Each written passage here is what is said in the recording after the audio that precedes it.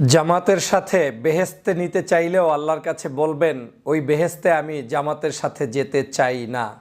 কথাটি বলেছিলেন বঙ্গবীর কাদের সিদ্দিকী সাহেব। কিন্তু সেই কাদের সিদ্দিকী সাহেবকে আল্লাহ পাক দুনিয়াতেই সাক্ষাতের ব্যবস্থা করলেন জামাতের ইফতার মাহফিলে। বেহেশত তো আরও অনেক দেরির সংবাদ।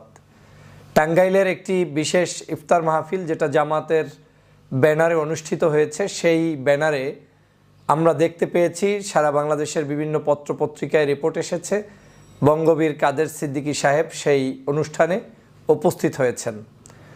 আমি তার উপস্থিতিকে নিয়ে ব্যঙ্গোক্তি করতে চাই না, কটূক্তি করতে চাই না। একজন রাজনীতিতে বয়স্ক মানুষ, সিনিয়র সিটিজেন হিসাবে তিনি আমাদের সকলের কাছে শ্রদ্ধার পাত্র, সম্মানের পাত্র। কিন্তু রাজনীতিতে এমন কিছু বক্তব্য থেকে যায় যেই বক্তব্যগুলো জাতি যুগ যুগ যুগ